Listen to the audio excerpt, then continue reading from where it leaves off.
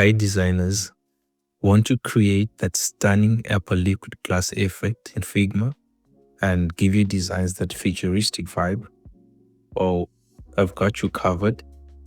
In today's video, I'm gonna show you how you can just nail it down. No plugins, no hassle, just pure design magic. So yeah, let's dive right in.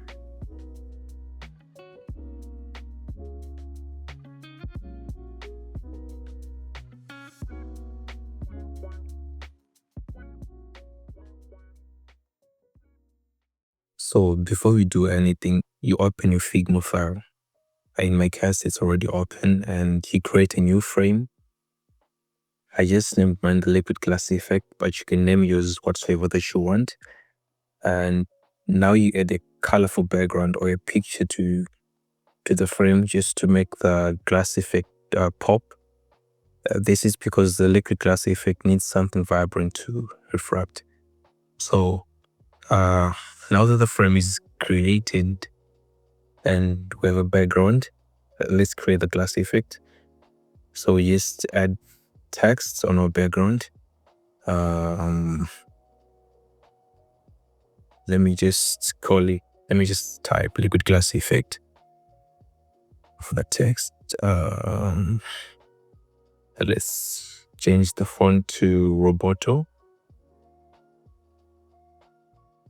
And the font weight, let's keep it at medium. Let me just put it into the center and zoom a little bit so that you guys can see what's going on here. So you click on the text and then you go on a keyboard, you press Shift A to add an auto layout around the text. You just think of this as your button. Then we increase the padding, the left and right padding, increase it. Let's keep it at, let's say 30. And then let's also increase the top and bottom padding. Let's also keep it at maybe 25. 25 is okay. And once that's done, let's create a frame or just a rectangle. That is dimensions that are bigger than the frame that I've created, which is this one with the liquid glass effect. Okay, so with this rectangle, we want to absolute position it inside this frame with the liquid glass effect. Let me just name this frame again to liquid glass effect. Liquid glass effect. Okay, that's it. And then still on the left panel, drag our rectangle inside the auto layout. Let me just zoom out a little bit so that you guys can have an overview of the whole screen. Okay, that's that. And then you go to your left panel, you click on the rectangle. And once you click on the rectangle, you go to your right panel, you go where it says position, because we want to absolute position this rectangle inside the frame.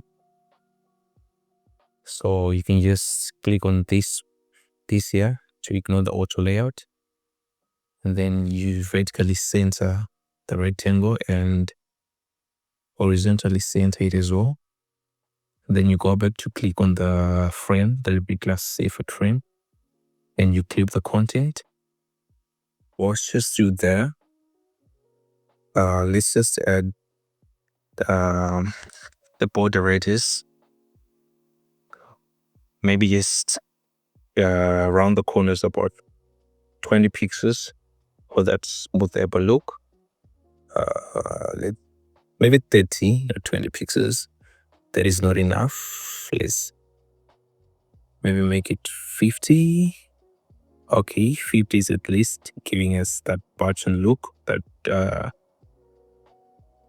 Apple glass effect look. Okay, now you just click on the rectangle again, then you change the color to white. Let's set the fill to 5% just to give it that translucent frost feel. Right now you can barely see anything, but it's there. Okay, and then on the rectangle, while still on the rectangle, just check on your left panel. While still on the rectangle, you go and click on the effects, and let's give it a background blur. Let's keep it uniform and maybe play off, let's say 9. So right now it's like this. You barely can see my text because the rectangle is supposed to be above the text, which is the liquid glass effect text. I just corrected that, and now you can see the text here. Okay, make sure the rectangle is clicked. Still on the effects, you just add an effect again. This time we're adding the texture effect, and let's maybe keep the size at 70. Okay, it's not really giving me the look that I want. Let's increase it a bit to maybe 80. Let's keep the radius at 20.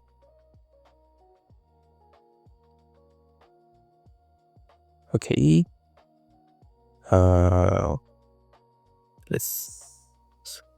Okay. As you can see, the liquid glass effect is being shown right now at the moment, just like this. All right. Now just to get up to the edges, you click on the main frame, which is the liquid glass effect frame. Then we add effect. This time we're adding inner shadows with white. Let's make the color white here. Okay, let me just move it a bit so that you guys can see what I'm doing. We make it white, and the X position, maybe let's give it a 1. The white one, the blue, we keep it at 2. And let's reduce the opacity of the color to maybe 17%. All right, let's zoom in so that you guys can see what I'm doing. Okay, let's add another inner shadow. Inner shadow. Then this time we make it 1, and maybe 5 here, and make sure the color is white. Color is white, and let's give it an opacity of 50%. Okay. Right now it's looking kind of a bit shaky, but you guys can see the depth that's coming by us adding the inner shadows. Let's again give an inner shadow. This time let's say 1. 1 again here, and make sure the color is on white. Let's give it an opacity of 90%. Okay, it's on drop shadow. Make sure it's inner shadow. Okay, so you can see the depth of the button is deepened a little bit. Okay, here we are. Okay, let's go big again and add another inner shadow. This time let's make it a -1. -1 again. For Y. Then the blur, let's keep it at 2. And we change the color to white again. And as for the opacity, let's give it a 17%. That's it. Let's add another inner shadow again. Inner shadow. This time -1. -1. So this is all dependent on you, on which attributes that you want to use. As for the dimensions, and make sure the color is on white.